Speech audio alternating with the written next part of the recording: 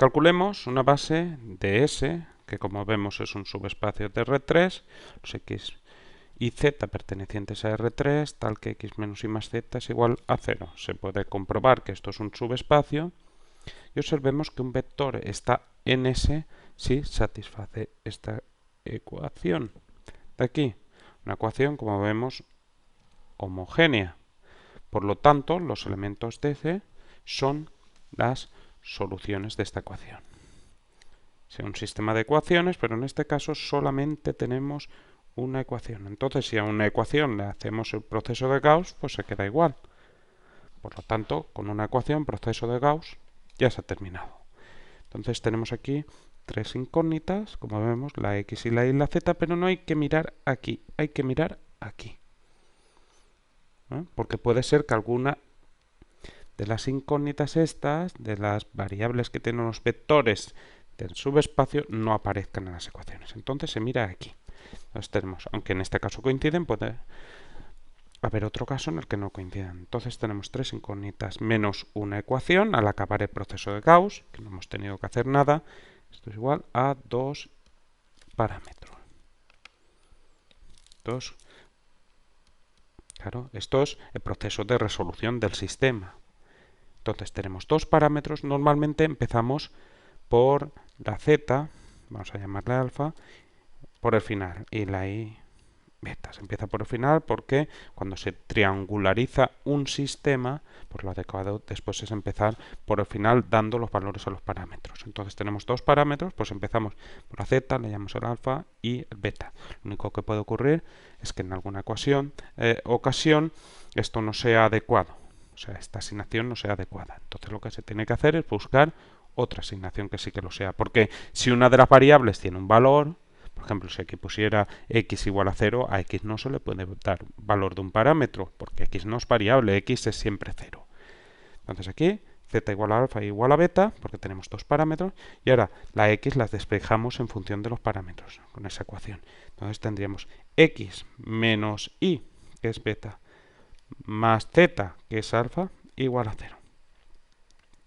Y de aquí despejamos x sería igual a beta menos alfa.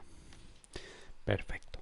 Entonces, tenemos que si x y z pertenece a S, será solución del sistema formado por esta ecuación de S.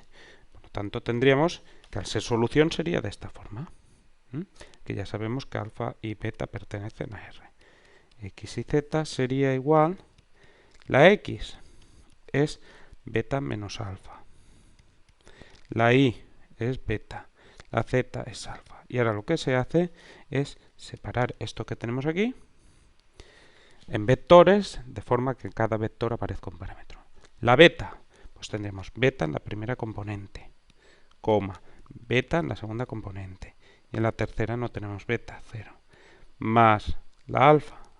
En la primera componente tenemos menos alfa, en la segunda no tenemos alfa, 0, la tercera alfa. Si hacemos esta suma, se comprueba fácilmente que es esto de aquí, efectivamente. Y ahora lo que se hace es sacar beta y alfa fuera del vector. Aquí tendremos beta por 1, 1, 0. Y en el segundo tendremos alfa por menos 1, 0, 1. Entonces tenemos que todo vector de S, como vemos, todo vector de S igual a una combinación lineal de estos dos vectores. Por lo tanto, todo vectores es combinación lineal de esos dos vectores y entonces esos dos vectores constituyen un sistema generador de S. Así, 1, 1, 0, menos 1, 0, 1, que son vectores de S, porque satisfacen la ecuación de S, es un sistema generador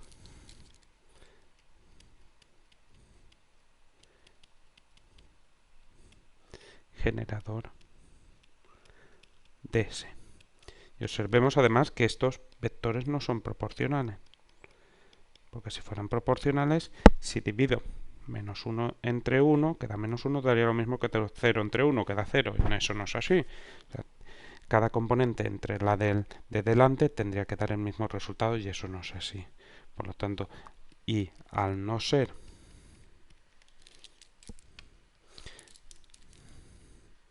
proporcionales, son un sistema libre. Este argumento de no ser proporcionales te sirve para sistemas generadores con dos vectores, ¿no? O conjuntos de vectores formados por dos vectores. Y entonces si tenemos un sistema generador de ese, que es un sistema libre, se llega a que eso es una base. Que era lo que queríamos obtener, una base de S. Tenemos además que como tenemos dos vectores en la base de S, la dimensión de S es 2.